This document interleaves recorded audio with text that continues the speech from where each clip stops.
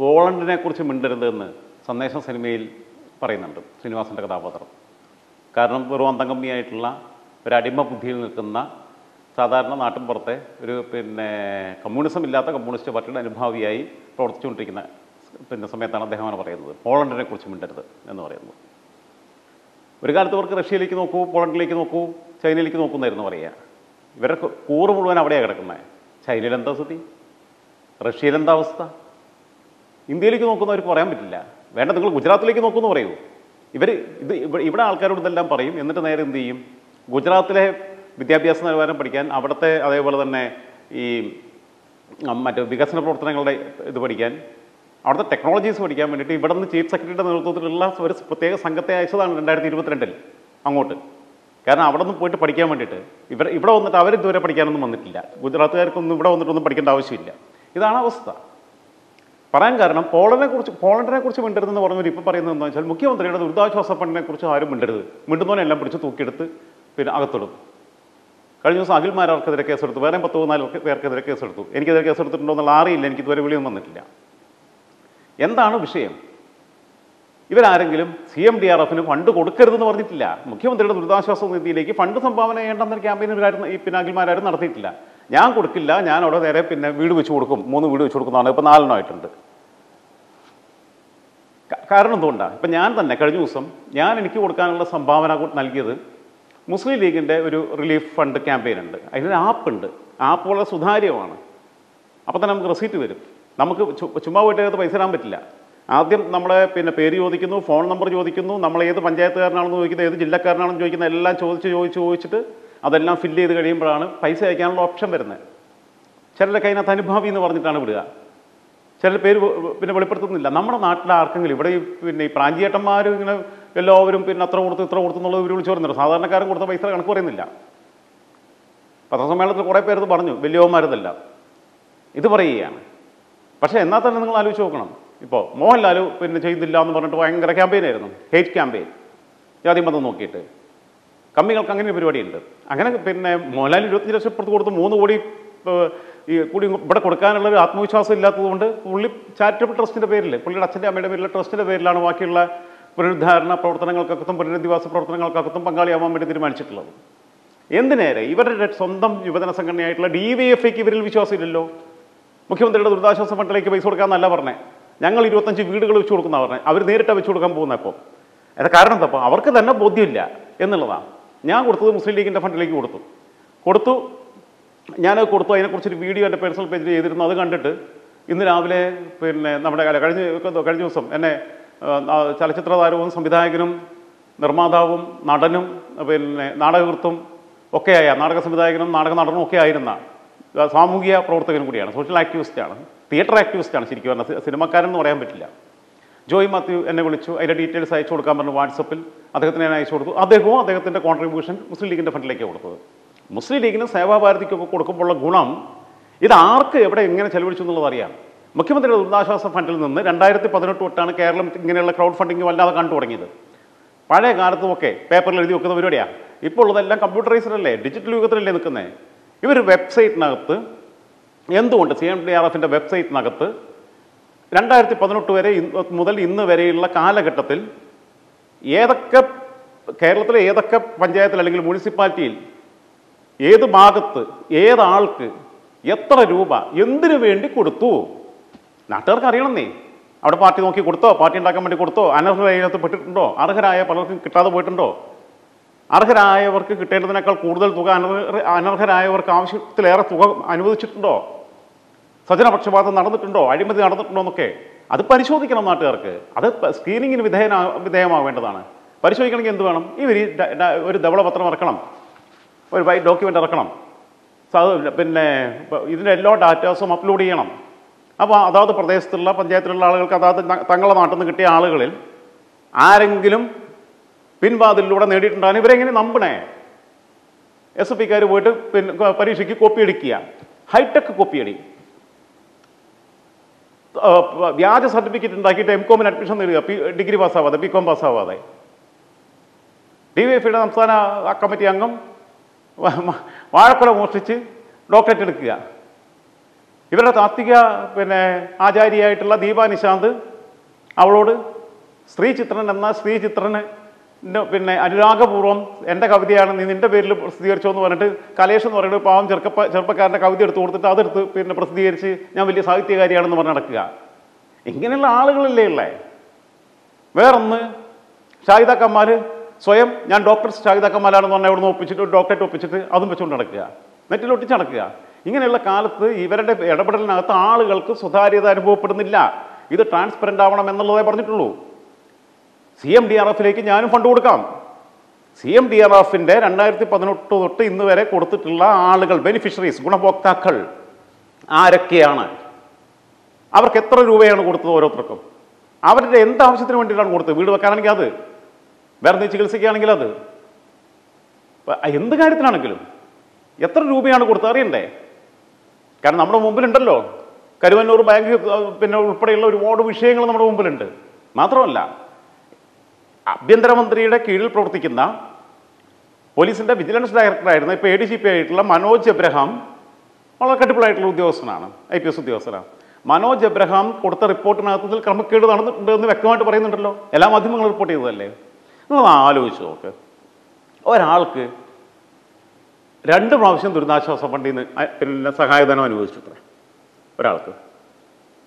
അത് ഒന്ന് കിഡ്നിക്ക് വൃക്കരോഗിയാണെന്ന് പറഞ്ഞിട്ടുള്ളത് അനുവദിച്ചു, ഒന്ന് ഹൃദ്രോഗത്തിനും അനുവദിച്ചു. രണ്ടിനും സർട്ടിഫൈ ചെയ്തത് എല്ലിൻ്റെ ഡോക്ടർ. ഏത് ഹൃദയ സംബന്ധമായ അസുഖങ്ങൾക്കകത്ത് സർട്ടിഫൈ ചെയ്യേണ്ടത് കാർഡിയോളജിസ്റ്റാണ്. കിഡ്നി സംബന്ധമായിട്ടുള്ള അസുഖങ്ങളുണ്ടെങ്കിൽ അത് സാക്ഷ്യപ്പെടുത്തേണ്ടത് നെഫ്രോളജിസ്റ്റാണ്. ഇത് രണ്ടും ചെയ്തത് ഓർത്തോയുടെ ഡോക്ടർ.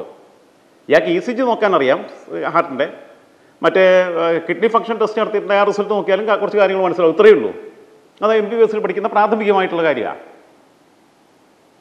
1000 വരെ എണ്ണാൻ പഠിച്ചു എന്ന് എഴുതിയിട്ടോ അല്ലെങ്കിൽ കുടിക്കാൻ പഠിച്ചു എന്ന് എഴുതിയിട്ടോ ഗണിതശാസ്ത്രജ്ഞനാവില്ലല്ലോ. അതാത് മേഖലയിലെ സ്പെഷ്യലിസ്റ്റുകളല്ലേ സർട്ടിഫൈ ചെയ്യേണ്ടത്. അത് വരെ ഇവിടെ റിപ്പോർട്ട് ചെയ്യപ്പെട്ടിട്ടുള്ളതാണ്. അതുകൊണ്ടാണ് ഇത് ആർക്ക് കിട്ടിയെന്നുള്ള അറിയണം. എന്താ ഇവർക്ക് ഇത്ര പ്രസിദ്ധീകരിക്കാൻ അത്ര വലിയ മടി? പൈസ അയച്ചതിൻ്റെ അക്നോളജ്മെൻറ്റ് മാത്രം കിട്ടിയിട്ട് കാര്യമൊന്നുമില്ല. അതവിടെ കിട്ടിയെന്ന് പറഞ്ഞ് ചോദിച്ചു കഴിഞ്ഞാൽ 4000 കോടി, ഏകദേശം 4000-ഓളം കോടി രൂപ വന്നു. അതിലിപ്പം 300 കോടിയോളം ബാക്കിയുണ്ട് എന്നുള്ളതാണ് ഉള്ള വിവരം. ഈ 3700 കോടി എങ്ങനെ ചെലവഴിച്ചു എന്നുള്ളത് അറിയണ്ടേ? ഇയാൾ വന്ന കാലം തൊട്ടേ ഇങ്ങനത്തെ പരിപാടിയാണെന്നേ. മനുഷ്യത്തില്ലാത്ത പരിപാടിയല്ലേ കാണിച്ചുകൊണ്ടിരിക്കുന്നത്. നമ്മൾ കണ്ടതല്ലേ ഒരു പരിപാടിയിൽ ഉദ്ഘാടന ചടങ്ങിൽ പ്രാവിനെ പറത്തിക്കൊണ്ട് ഉദ്ഘാടനം ചെയ്യുക. പ്രാവിനെ മേപ്പോട്ട് വിട്ടത് പറയുമ്പോൾ പ്രാവിൻ്റെ തലയും കുത്തി താഴോട്ട് വന്ന് കിടക്കുന്നു. അപ്പം തന്നെ ചത്തുപോയി. ഇങ്ങനെ കൈ തൊട്ടോട് കൂടി ചത്തുപോയി പ്രാവ്. പ്രാവിനേക്കൊരു മയത്തി ചെയ്യണമെന്നേ. പ്രാവിനെ മെല്ലെ പിടിച്ച് ആ പറത്തേണ്ട സമയത്ത് മേപ്പോട്ട് പറത്തി വിടണ്ടേ? അല്ലാതെ പ്രാവിനെ കൈ കിട്ടിയ ഉടനെ അതിൻ്റെ കഴുത്ത് പിടിച്ച് ഞെരിച്ചിട്ട് മേപ്പോട്ട് ഇട്ട് കഴിഞ്ഞാൽ പ്രാവ് ആവൂലേ?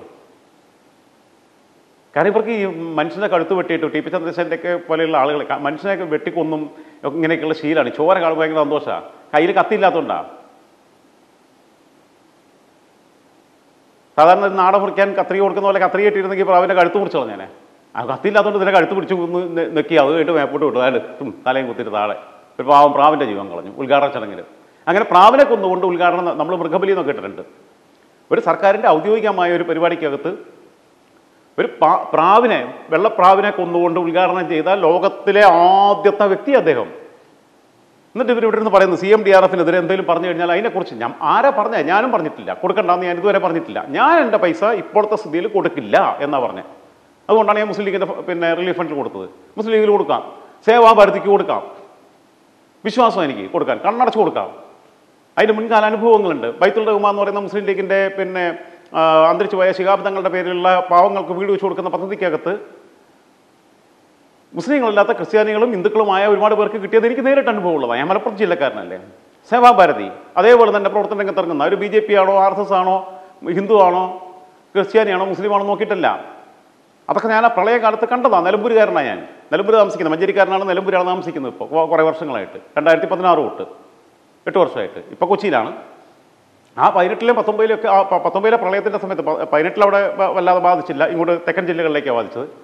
നിലമ്പൂരിലൊക്കെ പ്രളയ കാലഘട്ടത്തിലും കവളപ്പാറ ദുരന്തമൊക്കെ ഉണ്ടാകുമ്പോൾ സേവാഭാരതിയുടെ സേവനം നമ്മൾ നേരിട്ട് കണ്ടുകൊണ്ടിരുന്നതാണ്. അപ്പോഴാണ് നമ്മൾ ഇവരെക്കുറിച്ച് പഠിക്കുന്നതും അറിയുന്നതും ഒക്കെ. അങ്ങനെയുള്ള സംഘടനകൾ കൊടുക്കാൻ നമുക്ക് ധൈര്യം വരും. ഞാൻ പറഞ്ഞല്ലോ, DYFP മുഖ്യമന്ത്രിയുടെ ദുരിതാശ്വാസ നിധിയിലേക്കല്ല പൈസ കൊടുക്കാൻ വേണ്ടി പ്രഖ്യാപിച്ചത്. ഞങ്ങൾ 25 വീട് കൊടുത്തു കൊടുക്കുന്നു. അപ്പോൾ അവർക്ക് ഡയറക്റ്റ് വെക്കാം. അഖിൽമാരൊരു 4 ഡയറക്റ്റ് വെക്കുന്നതിന് വലിയ പ്രശ്നം. ഇതാലോചിക്കുക നിങ്ങൾ. എന്നിട്ട് പിന്നെ എന്തെങ്കിലുമൊക്കെ വർത്തമാനം വന്ന് പറയുക. നമ്മൾ നാട്ടിലുള്ള ആൾക്കാർ പത്രത്തിലെ വാർത്ത കണ്ടിട്ട് ആരെങ്കിലും കരുണയ്ക്കായി എഴുതുന്നു എന്നൊക്കെ പറഞ്ഞിട്ട് അങ്ങനെയുള്ള നിരാലംബരായ ആളുകളുടെ യാതനകളുടെ കഥകൾ, അല്ലെങ്കിൽ ചികിത്സിക്കാൻ പൈസ ഇല്ലാത്തത്, വീടില്ലാത്തത്, സ്കൂളിൽ പോകാൻ സൗകര്യമില്ലാത്തത്, കറണ്ട് ഇല്ലാത്തതൊക്കെ കേൾക്കുമ്പം സ്വന്തം പേര് പോലും വെക്കാതെ നമ്മളൊക്കെ ഉൾപ്പെടെയുള്ളവർ ചെയ്യുന്നതല്ലേ. 1 രൂപയെങ്കിൽ 1 രൂപ, 10 രൂപയെങ്കിൽ 10 രൂപ, 1000 രൂപയെങ്കിൽ 1000 രൂപ, 5000 രൂപയെങ്കിൽ 5000 രൂപ, 10000 രൂപയെങ്കിൽ 10000 രൂപ, ലക്ഷങ്ങളെങ്കിൽ ലക്ഷങ്ങൾ കൊടുക്കാൻ കഴിയുന്നതിനനുസരിച്ച് ഒരു പ്രസിദ്ധിക്കും വേണ്ടിയിട്ടല്ലാതെ അതിലോട്ട് അയച്ചു കൊടുക്കാറില്ല ആളുകൾ ആ കാണുന്ന അക്കൗണ്ടിലേക്ക്. ജോയിൻ്റ് അക്കൗണ്ട് ആണെന്നുള്ള ഉറപ്പ് വരുത്തുന്നു മാത്രം. അവിടെയുള്ള ഒരു സമിതി ഉണ്ടാക്കിയിട്ടുള്ള ജോയിൻ്റ് അക്കൗണ്ട് ആണെന്നുള്ളത് അങ്ങനെ കൊടുക്കുന്നവരാണ് മലയാളികൾ. മലയാളികളല്ല, എല്ലാ മനുഷ്യനും. മൈക്രോസോഫ്റ്റിൻ്റെ സ്ഥാപകനായിരുന്ന ബിൽ ഗേറ്റ്സ്,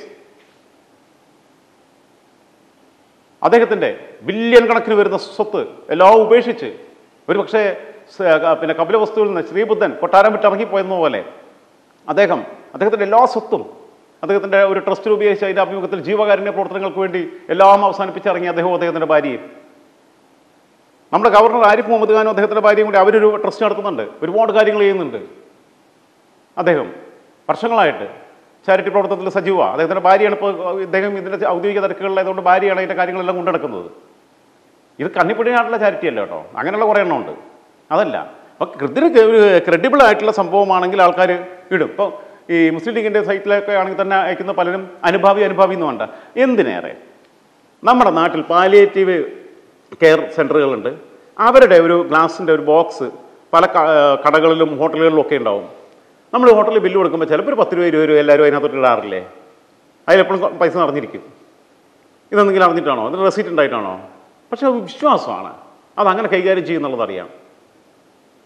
കിടപ്പ് രോഗികളെയും മറ്റുള്ളവരെയും പ്രായമായവരെയും ഒക്കെ ഇവർ പരിചരിക്കുന്ന രീതി അങ്ങനെയാണ്. ഡെഡിക്കേറ്റഡ് ആണ്. വോളണ്ടിയേഴ്സ് വളരെ അർപ്പണ മനോഭാവത്തോടു കൂടി ഇറങ്ങുന്നവരാണ്. അപ്പം നമുക്ക് നേരിട്ട് ഫിസിക്കലി അതിനകത്ത് ആ ആക്ടിവിറ്റീസിൽ പങ്കെടുക്കാൻ കഴിഞ്ഞില്ലെങ്കിലും അത് ഇതിൻ്റെ പ്രവർത്തനങ്ങൾ സുഗമമായി നടന്നു പോകാൻ വേണ്ടിയിട്ട് നമ്മളാൽ കഴിയുന്ന ഒരു ചെറിയ തുക എല്ലാവരും കൊടുക്കുന്നില്ലേ? ആരെങ്കിലും പറഞ്ഞിട്ടാണോ, നിർബന്ധിതമായിട്ടാണോ? നിങ്ങൾ അതിനകത്ത് പൈസ ഇട്ടിട്ടില്ലെങ്കിൽ ഇവിടെ ചായ തരില്ല എന്ന് ആരെങ്കിലും കടക്കാരൻ പറയുമോ? ഇല്ലല്ലോ. ഇവിടെ നിർബന്ധപൂർവ്വം സാലറി പിന്നെ പിടിച്ചു വെക്കാൻ നോക്കുക, ഒക്കെ അതൊക്കെയല്ലേ 2019 കണ്ട കലാപരിപാടികൾ. അതൊക്കെ ശുദ്ധ തോന്നിവാസമാണ്. പിന്നെ ഇത് സുതാര്യത വേണം എന്നും ഇതുവരെയുള്ള ഡാറ്റാസ് മുഴുവൻ പുറത്തു വിടണമെന്നും പറയുന്നവർക്കെതിരെ കേസ് എടുക്കുക എന്ന് പറഞ്ഞു കഴിഞ്ഞാൽ അത് പിന്നെ തോന്നിയാസം നല്ല തനി തെമ്മാടിത്തരമാണെന്ന് തന്നെ പറയണ്ടേ കാട്ടിക്കൂട്ടുന്നത്.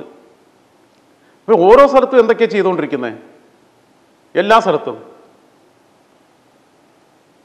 ഞാൻ പറഞ്ഞല്ലോ, പോളണ്ടിനെ കുറിച്ച് മിണ്ടരുതെന്ന് പറഞ്ഞ മാതിരി ഇപ്പോൾ ദുരിതാശ്വാസ പിന്നെ നിധിയെക്കുറിച്ച് ഒരു അക്ഷരം പറഞ്ഞു പോയിക്കരുത്. ഇന്നിപ്പോൾ കണ്ടു സോഷ്യൽ മീഡിയക്കകത്ത് ഒരു പാവയ്ക്ക പോലെയുള്ളൊരു ചിത്രം വെച്ചിട്ട് കേരളമാണ് പറയുന്നത്, അത് വെച്ച് വെള്ളത്തിനകത്ത് കാരണഭൂതം അതിനെ പൊക്കി പിടിച്ചുകൊണ്ട് വെക്കുക. നമ്മളെ പ്രളയത്തിൽ നിന്ന് രക്ഷിച്ചത് കാരണഭൂതം. കണ്ടിട്ടെങ്കിൽ പോകുന്ന പുള്ളി കേരളത്തെ ഇതിനകത്ത് മുക്കി ഇടാനുള്ള പരിപാടിയായിരുന്നു തോന്നുന്നത്. ഇടുന്നതിന് മുമ്പുള്ള സാധനം ഇരിക്കുന്നത് ഇങ്ങനെ പൊക്കി പിടിച്ച് താത്താനുള്ള പരിപാടിയാണെന്ന് തോന്നുന്നു. കേരളത്തെ കൊള്ളമാക്കിയിട്ടേ പോവുള്ളൂ എന്നുള്ളത് അവിടക്കത്തെ ഭരണമാണിത്. കേരളത്തിൻ്റെ അവസാനത്തെ കമ്മ്യൂണിസ്റ്റ് മുഖ്യമന്ത്രി എന്നുള്ള പേരിൽ, കമ്മ്യൂണിസ്റ്റ് മുഖ്യമന്ത്രിയല്ല, കമ്മ്യൂണിസ്റ്റ് ഒന്നുമല്ല, പക്ഷേ കമ്മ്യൂണിസ്റ്റ് എന്ന് പറഞ്ഞ് നടക്കുന്ന അഭിനവ കമ്മ്യൂണിസ്റ്റുകളുടെ പാർട്ടിയിലെ അവസാനത്തെ മുഖ്യമന്ത്രി എന്ന ഖ്യാതി, ആ റെക്കോർഡ് നിലനിർത്താനാണ് പുള്ളി, പിന്നെ അങ്ങനെ റെക്കോർഡ് നേടാനാണ് പുള്ളി ശ്രമിച്ചുകൊണ്ടിരിക്കുന്നത്.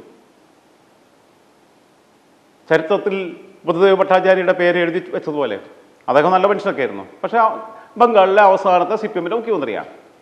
മണിക് സർക്കാർ അതിലേറെ നല്ല മനുഷ്യനായിരുന്നു. ത്രിപുരയിലെ CPM-ൻ്റെ അവസാനത്തെ മുഖ്യമന്ത്രിയായി.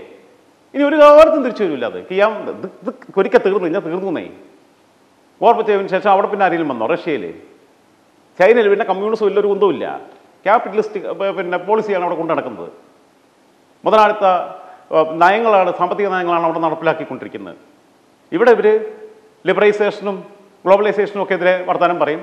ഇവരെ ചങ്കിലെ ചൈനയിൽ ഇത് തന്നെയാണ് നടന്നുകൊണ്ടിരിക്കുന്നത്. അപ്പം എന്തായിരുന്നാലും കമ്മികൾക്ക് വിവരം വെക്കുമെന്ന് എനിക്ക് തോന്നുന്നില്ല. അവർക്ക് വിവരം ഉണ്ടാക്കി കൊടുക്കൽ നമ്മളെ പണിയല്ല. കാരണം അത് നടക്കാത്തൊരു കാര്യമാണ്. വെറുതെ ഒരു വൃദ്ധാവ്യായാമത്തിന് നമുക്ക് താല്പര്യമില്ല. പക്ഷെ എന്നെ കേട്ടിരിക്കുന്ന മറ്റു പ്രിയപ്പെട്ട പ്രേക്ഷകർ, സ്നേഹിതർ മനസ്സിലാക്കേണ്ട ഒരു കാര്യം, CMDRF സുധാൻ്റെ ഡാറ്റാസ് പുറത്തുവിട്ട് അതിനകത്ത് കുഴപ്പങ്ങളൊന്നുമില്ല എന്നെനിക്ക് ബോധ്യപ്പെട്ടാൽ ഞാൻ ഇനിയും ലീഗിൻ്റെ ഫണ്ട് കൊടുത്തതുപോലെ അല്ലെങ്കിൽ സേവാഭാരതിക്ക് കൊടുക്കാൻ പിന്നെ ആഗ്രഹിക്കുന്നത് പോലെ അതിലേക്ക് ഞാനും സംഭാവന ചെയ്യും. നമ്മൾ ഇതിനെതിരെ പ്രചാരണം നടത്തുന്നില്ല. നിങ്ങൾ എന്തുകൊണ്ട് പുറത്തു വിടുന്നില്ല എന്ന് മാത്രമേ ചോദിക്കുന്നുള്ളൂ. അതുകൊണ്ട് നിങ്ങൾ കൊടുക്കണമോ വേണ്ടയോ എന്നത് നിങ്ങളുടെ വിവേചന ബുദ്ധിക്ക്, നിങ്ങളുടെ യുക്തിബോധത്തിന് വിട്ടുതരികയാണ്. കേട്ടിരിക്കുന്നവർക്ക് യുക്തിപൂർവ്വം കാര്യങ്ങൾ അവതരിപ്പിക്കുക എന്നല്ലാതെ കേട്ടിരിക്കുന്നവർക്ക് യുക്തി ഉണ്ടാക്കി കൊടുക്കാൻ നമുക്ക് കഴിയാത്തതുകൊണ്ട് അതൊരു നിസ്സഹായ അവസ്ഥയാണ്. അതുകൊണ്ട് നിങ്ങൾ ആലോചിക്കുക, നിങ്ങൾ ചിന്തിക്കുക, നിങ്ങൾക്ക് യുക്തി എന്ന് തോന്നുന്നത് നിങ്ങൾ ചെയ്യുക.